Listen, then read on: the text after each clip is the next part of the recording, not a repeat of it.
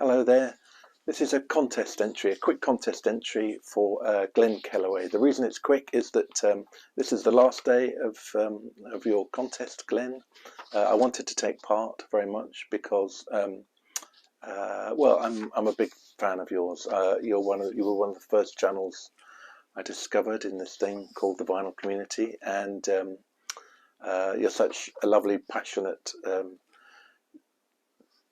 talker, communicator about music, about the things that you love within the world of music, and I've really enjoyed your channel since I've been watching these things, and you've been a big influence for me, and probably one of the reasons I've made a few videos myself. So I wanted to just come and say thank you.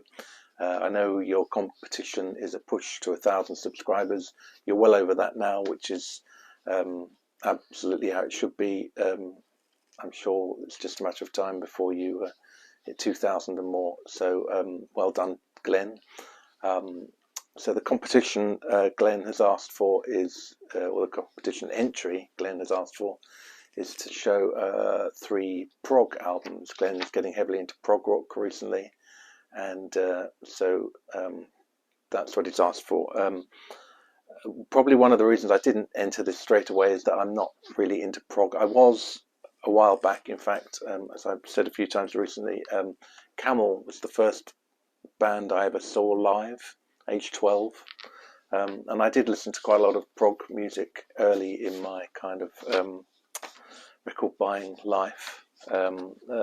Probably one of the few albums that I would still listen to these days might be something by Pink Floyd that you could call prog, but really I'm not a big prog fan. I don't feel I can kind of talk about it with any great kind of accuracy or authority.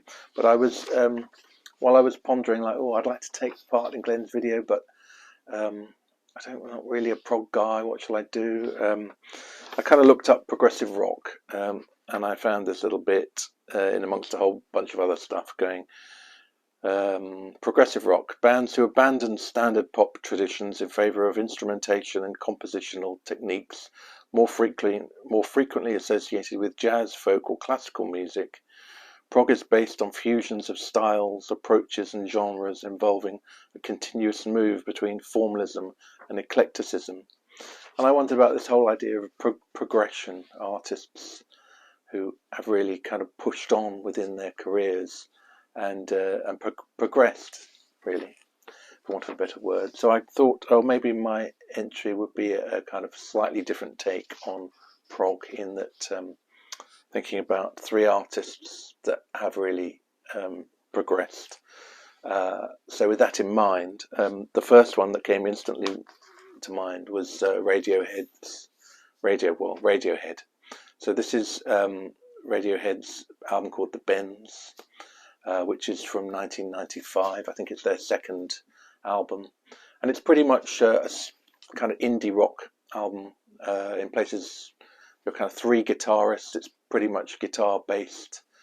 I mean, it's very good. There are some cracking songs on here. High and Dry, Fake Plastic Trees is a fantastic song.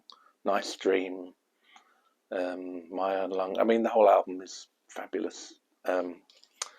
And I think on the basis, on the kind of success of that album, they followed it up with OK Computer, which is 1997, and this was a massive commercial success, particularly in the UK, but I think worldwide it was a massive hit. And again, although it's more experimental for them, it's still quite guitar based. His vocal style, you can see, is clearly progressing quite a bit. So things like Karma Police and No Surprises, you can really hear his vocal style kind of going beyond where they'd started from. And I mean, OK Computer was heralded as one of the, I seem to remember, and this often happens, but one of the best albums ever made, and certainly one of the best albums of that year.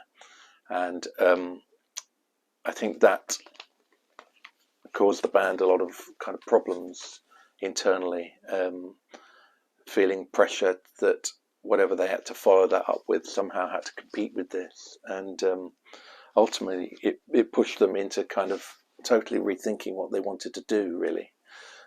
So hence comes the real progression, and the album that came after that was Kid A. And this is very, very different, very brave of a band to go from what was a very winning formula with the Bends and OK Computer into doing Kid A, which is it's much more minimalist. It's kind of textured. It's not nearly so guitar based. It's often very electronic, and then sometimes they add like jazz horns into certain tracks, and I mean, it's really a kind of gobsmacking album. I mean, lots of Radiohead fans were really thrown by this, and quite a few didn't like it. Lots of other fans kind of who had kind of like were a bit lukewarm on Radiohead really came on board with this album. So it was a really big shift for them, and I think a kind of a real progression in that sense. Another band that I think really progressed and changed very radically, although it was slightly forced on them in a way, was Joy Division. So this is the single Love Will Tear Us Apart. So this is from 1980. And obviously the lead singer, Ian Curtis's death, had a massive effect on the band. I think when they released their first singles, I think this was one of their first singles afterwards, when they stopped being Joy Division and turned themselves into New Order. In fact, Ceremony was actually partly written by Ian Curtis before his death and was performed by Joy Division. So this was them kind of trying to carry on as before in a way. But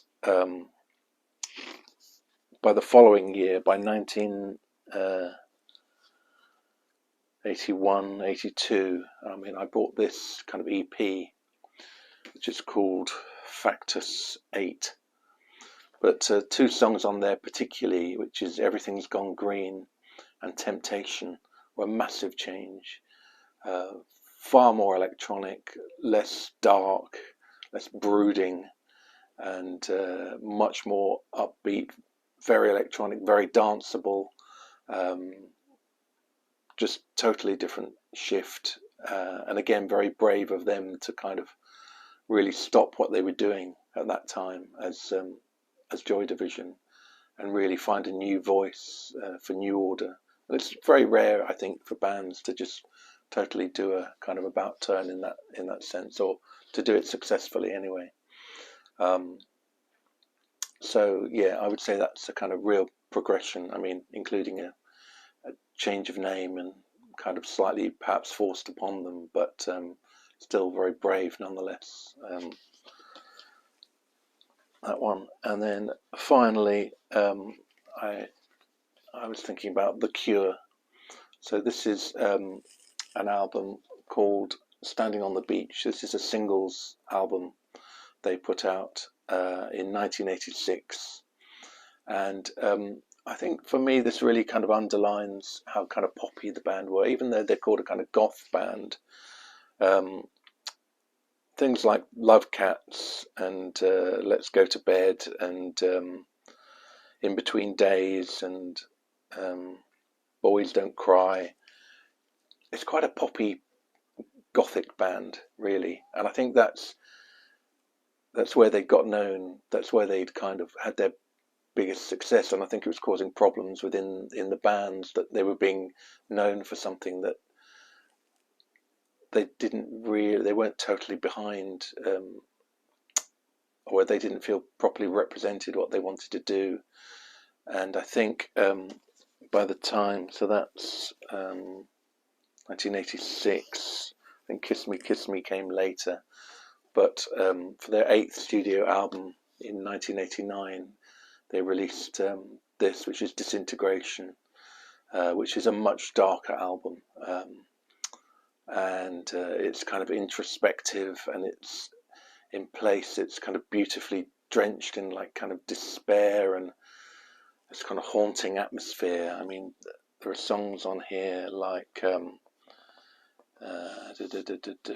Prayers for Rain, which is, you know, it literally starts off with like thunder and lightning and just this dark kind of, I mean, my missus would probably call it quite depressing music, and she definitely calls it boys music.